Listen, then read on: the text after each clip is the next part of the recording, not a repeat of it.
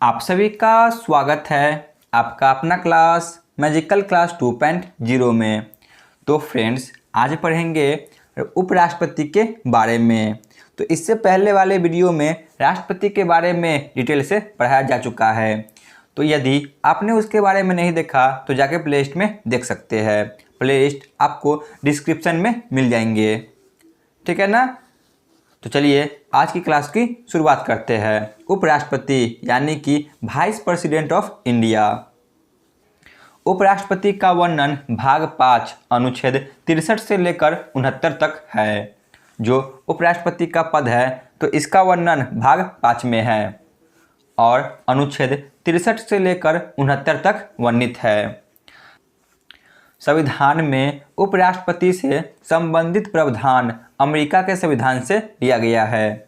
जो उपराष्ट्रपति पद है तो इसका वर्णन अमेरिका के संविधान से लिया गया है, ठीक है ना। अब देख लेते हैं अनुच्छेद 63 को। भारत का एक उपराष्ट्रपति होगा। जो अनुच्छेद 63 है तो इसमें यही बताया गया है कि भारत का एक उपराष्ट्रपति होगा, यानी कि उपराष्ट्रपति के पद का वर्णन अनुच्छेद 63 में है। इसके बाद है अनुच्छेद 64। अनुच्छेद 64 में भारत का उपराष्ट्रपति राज्यसभा का पदेन सभापति होगा। इसमें यह कहा गया है कि जो उपराष्ट्रपति है यह राज्यसभा का पदेन सभापति होगा, ठीक है ना। जो उपराष्ट्रपति है यह राज्यसभा में सभापति के रूप में कार्य करेगा। यह अनुच्छेद 64 में बताया गया है। उपराष्ट्रपति संसद के किसी सदन का सदस्य नहीं होता है। जो यह उपराष्ट्रपति है तो यह संसद यानी कि लोकसभा और राज्यसभा, तो इन दोनों में से किसी भी सदन का यह सदस्य नहीं होता है।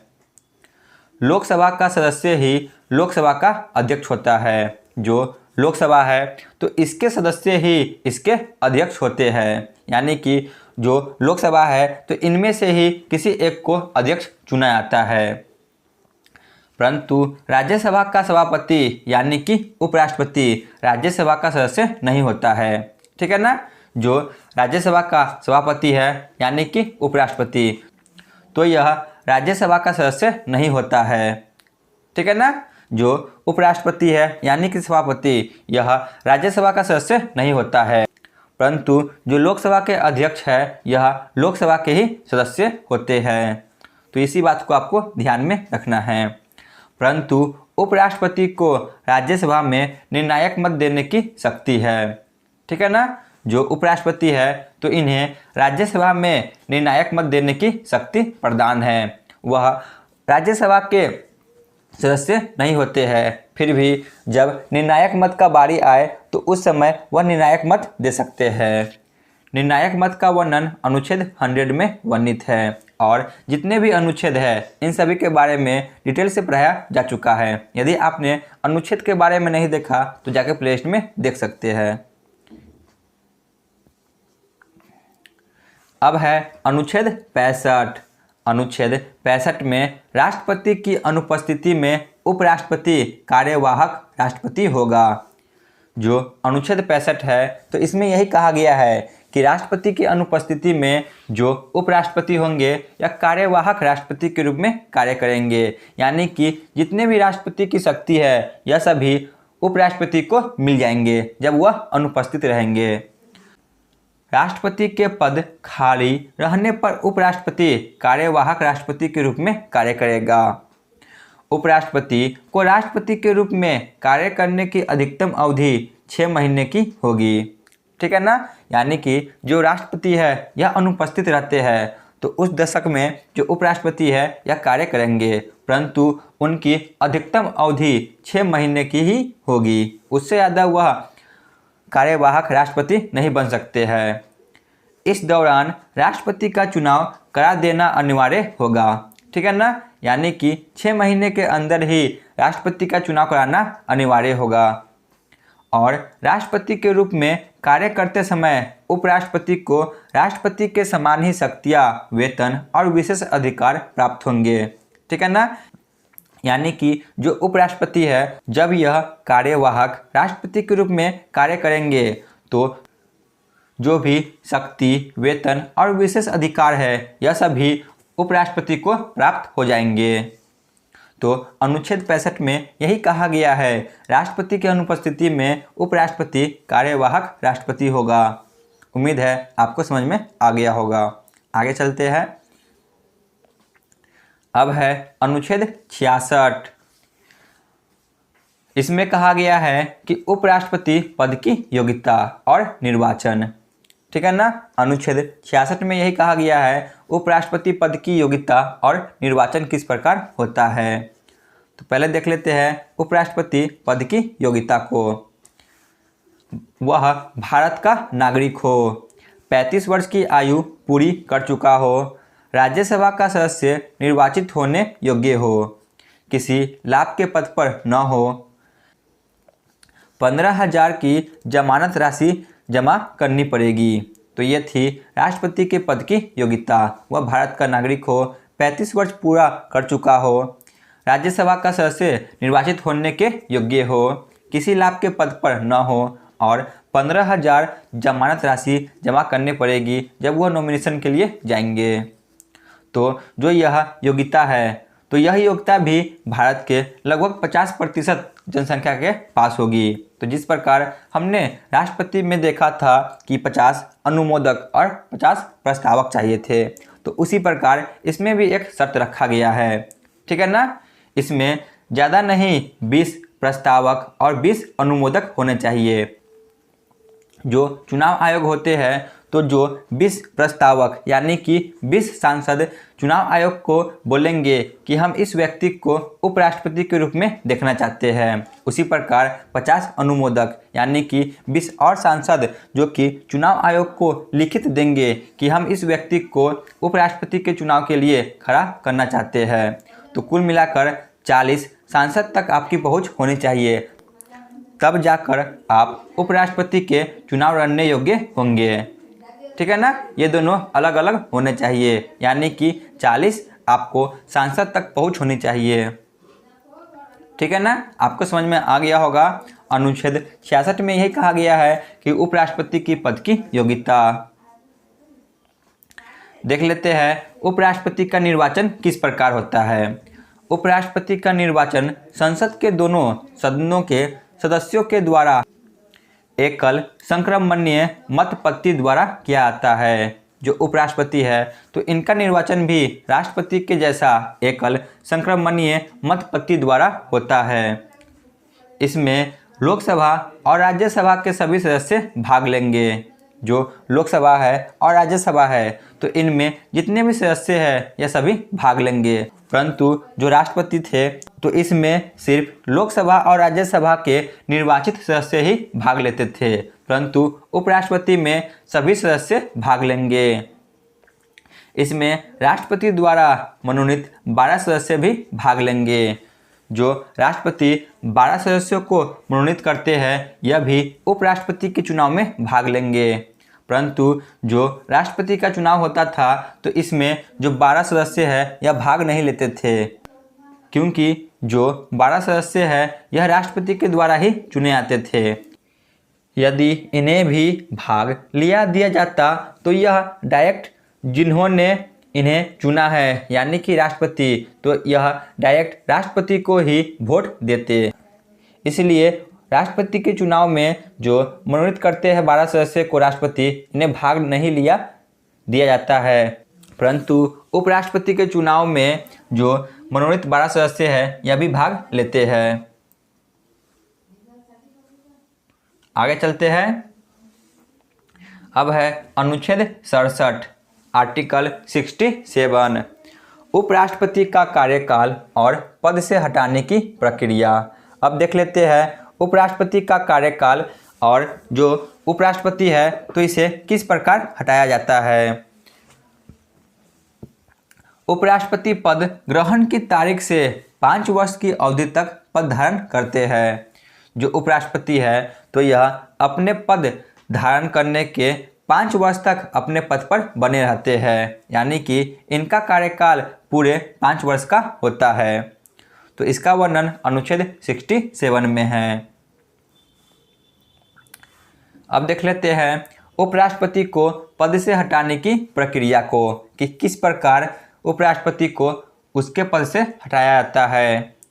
उपराष्ट्रपति को पद से हटाने का प्रस्ताव सबसे पहले राज्यसभा में पेश किया जाता है, क्योंकि यह राज्यसभा में ही सभापति के रूप में कार्य करते रहते हैं, इसीलिए इनका प्रस्ताव सबसे पहले राज्यसभा में ही पेश किया जाता है, जिस पर राज्यसभा के 1/4 सदस्यों के हस्ताक्षर हो। ठीक है ना। सबसे पहले तो राज्यसभा में पेश किया जाएगा और उसके साथ ही 1/4 सदस्यों का हस्ताक्षर भी होना चाहिए कि हम इस उपराष्ट्रपति को उनके पद से हटाना चाहते हैं। उपराष्ट्रपति को पद से हटाने से 14 दिन पहले उन्हें सूचना देना आवश्यक है, यानी कि उन्हें हटाने के 14 दिन पहले ही सूचना देना पड़ेगा। राज्यसभा अगर अपने तात्कालिक सदस्य संख्या से प्रस्ताव को पारित कर दे और उसके बाद लोकसभा की सहमति हो, तब उपराष्ट्रपति को उनके पद से हटाया जा सकता है। ठीक है ना। यानी कि वर्तमान में जितने सदस्य वहाँ पे मौजूद है, तो इनके द्वारा प्रस्ताव को पारित कर दे और उसके बाद लोकसभा की सहमति हो, तब उपराष्ट्रपति को उनके पद से हटाया जा सकता है। अब है अनुच्छेद 68 आर्टिकल 68। उपराष्ट्रपति का पद रिक्त होने पर चुनाव यथाशीघ्र कराया जाए।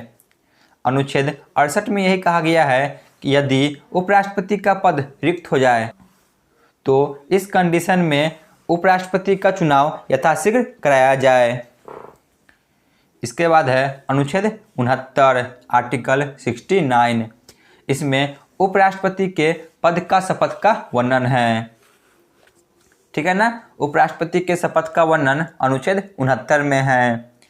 उपराष्ट्रपति को उसके पद की शपथ राष्ट्रपति दिलाते हैं, जो भारत के उपराष्ट्रपति है, तो इन्हें शपथ राष्ट्रपति के द्वारा दिलाया जाता है। उपराष्ट्रपति अपना त्यागपत्र राष्ट्रपति को देते हैं, यानी कि जब इन्हें त्यागपत्र देना होता है तो यह अपना त्यागपत्र भी राष्ट्रपति को ही देते हैं। ठीक है ना।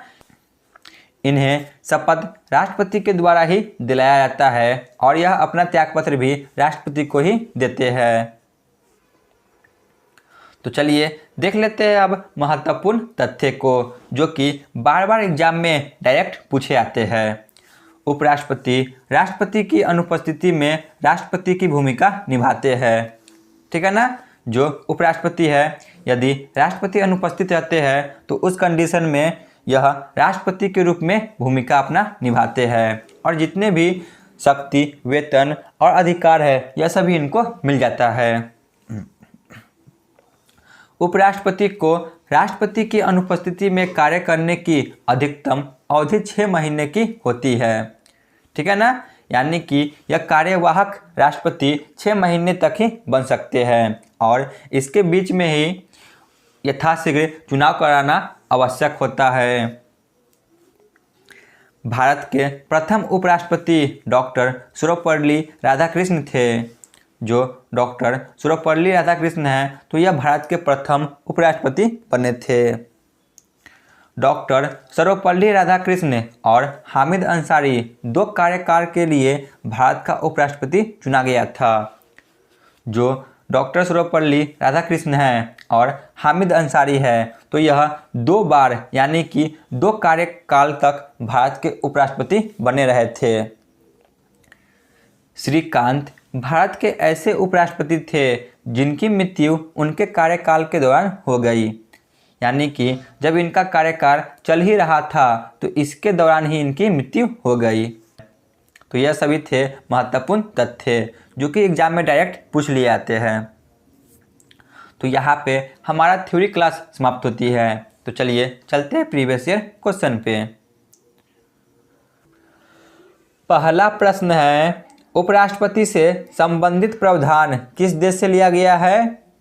जो उपराष्ट्रपति के पद का वर्णन है, तो यह किस देश से लिया गया है? तो ऑप्शन ए, यह अमेरिका के संविधान से लिया गया है।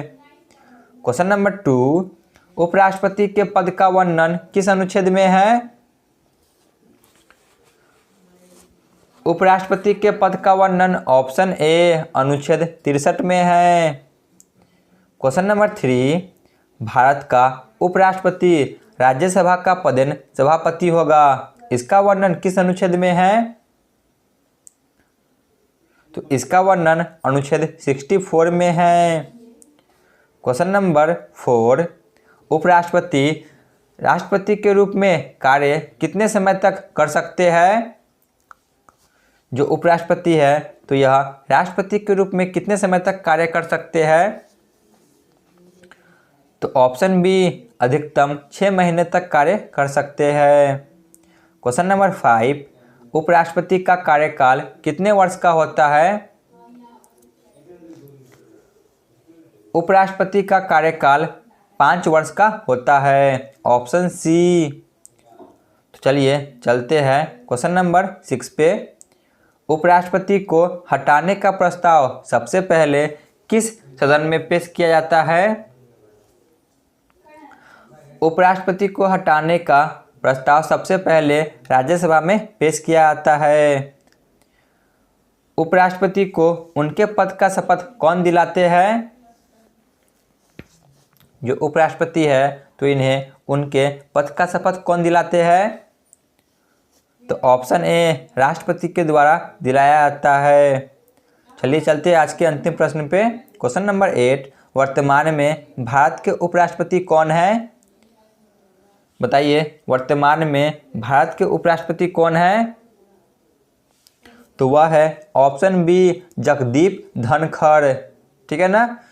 तो आज का क्लास यहीं पे समाप्त होती है। आप लोग कमेंट में जरूर बताएं कि आपको यह क्लास कैसा लगा। धन्यवाद।